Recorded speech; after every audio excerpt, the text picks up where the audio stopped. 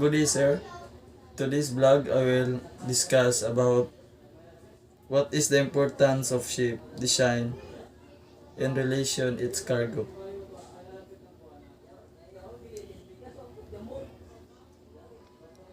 The very first cargo ships were built to carry cargo in bulk.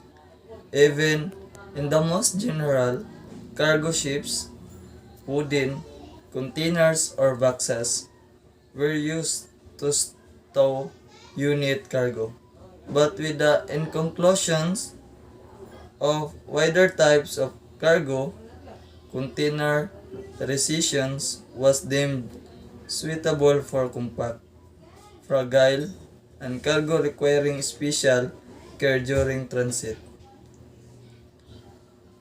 Hence was felt the need to design a special type of ships that could not only be loaded with these containers, but were also able to maintain the safe conditions of the contents of the container.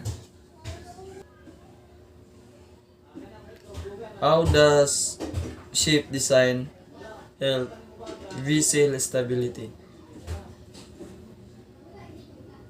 Planning for stability. The stability of a vessel changes throughout a trip. It is important to be aware of how stability can change and to plan ahead for the worst case scenario. Different stability situations include: first, leaving port with full fuel and stores but no fish. Second, being at a fishing site with a full catch. Third, coming home with a full catch and not much fuel or stores. Fourth, coming home with a small catch and not much fuel and stores. Factors as full fuel tanks normally being low down in a vessel and having some catch loaded in the hull can help stability. Stability overview. The basic forces that create or reduce stability are the same for any vessels. Stability is determined by the force of buoyancy provided by the underwater parts of a vessel, coupled with the combined weights of its hull equipment, fuel, stores, and load. This force can also be adversely affected by the prevailing weather conditions and sea state. Understanding the factors that influence ability will assist keepers to make the right decisions and take the right actions to keep their vessel safe. Task 2. Ship organization. Elaborate the duties and responsibilities of a ship captain.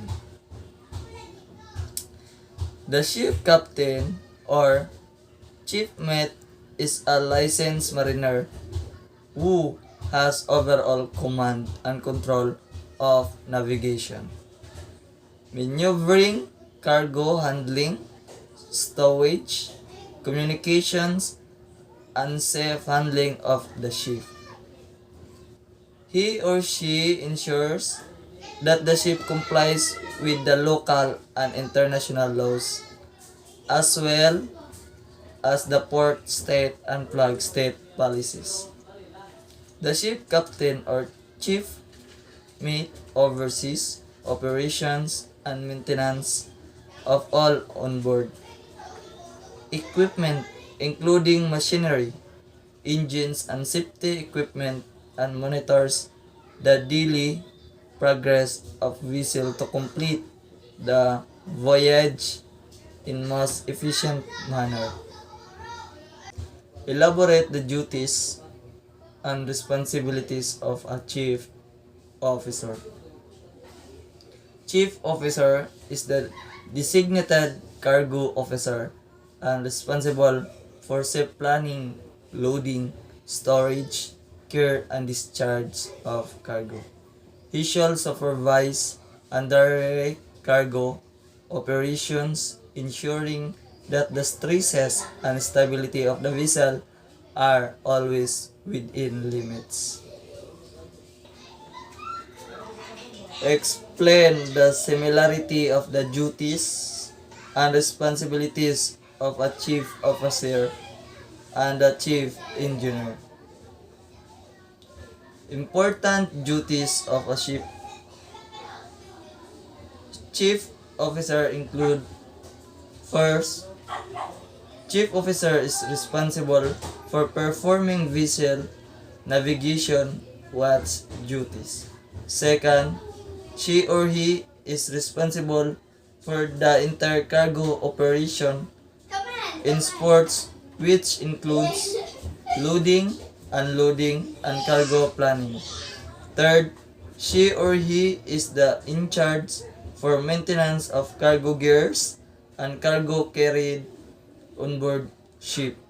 Fourth, one of the critical tasks performed by the chief officer is the accountability of the stability of the ship. Fifth, she or he is responsible for the maintenance of the ship's hull and accommodation.